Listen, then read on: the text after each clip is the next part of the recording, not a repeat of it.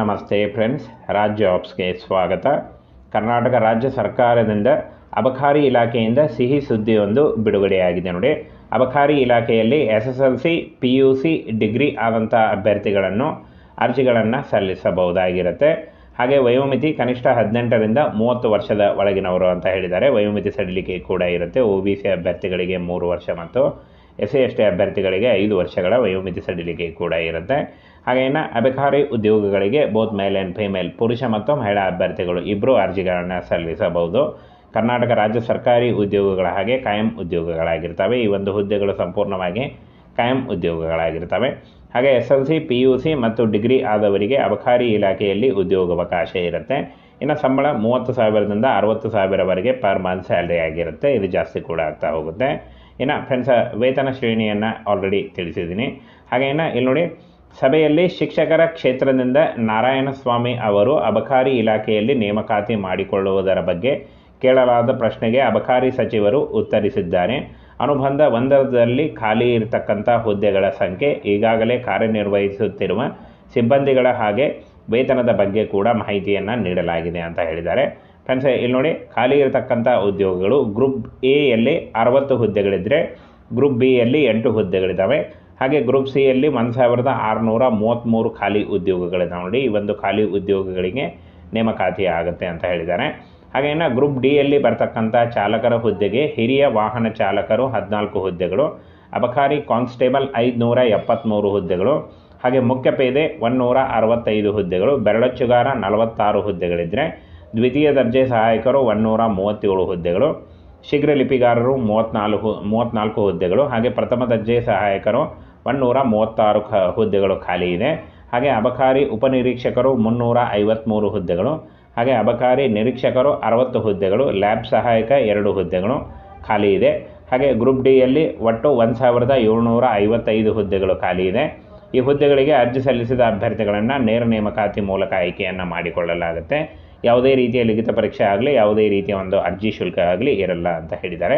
ಹಾಗೆ ಈ ಒಂದು ಹುದ್ದೆಗಳು ಫ್ರೆಂಡ್ಸ್ ಹಾಗೆ ನೇಮಕಾತಿ ಶುರುವಾಗಲಿದೆ ಅಂತ ಹೇಳಿದ್ದಾರೆ ನೋಡಿ. ಫ್ರೆಂಡ್ಸ್, ಇದಿಷ್ಟು ಒಂದು ಅಬಕಾರಿ ಇಲಾಖೆಯಲ್ಲಿ ಖಾಲಿ ಇರತಕ್ಕಂಥ ಹುದ್ದೆಗಳ ನೇಮಕಾತಿಯ ಒಂದು ಇನ್ಫಾರ್ಮೇಷನ್ ಆಗಿತ್ತು ನೋಡಿ. ಏನು ಕೆಲವೇ ದಿನಗಳಲ್ಲಿ ಈ ಒಂದು ನೇಮಕಾತಿಗೆ ಅರ್ಜಿಗಳನ್ನು ಕರೆಯಲಾಗುತ್ತೆ ನೋಡಿ. ನೋಟಿಫಿಕೇಶನ್ ಕೂಡ ಬಿಡುಗಡೆ ಮಾಡಲಾಗುತ್ತೆ.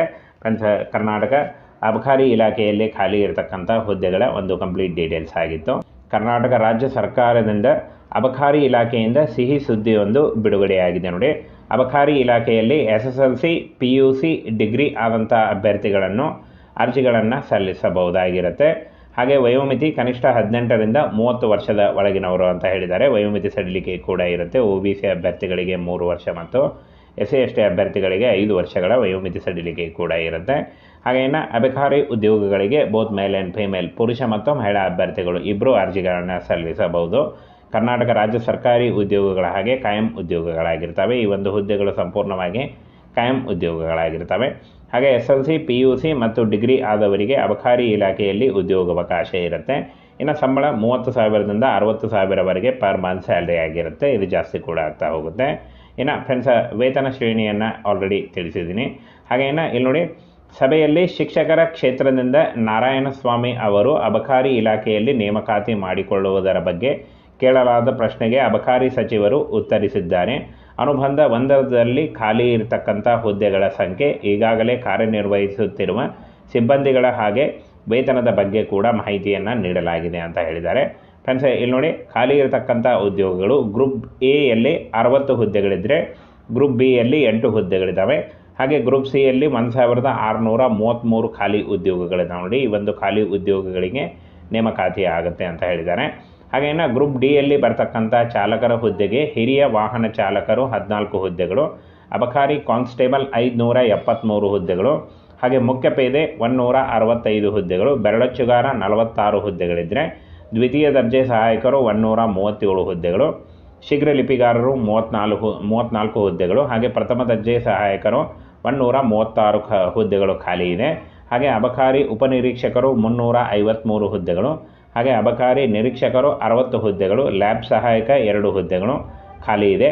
ಹಾಗೆ ಗ್ರೂಪ್ ಡಿಯಲ್ಲಿ ಒಟ್ಟು 1,755 ಹುದ್ದೆಗಳು ಖಾಲಿ ಇದೆ.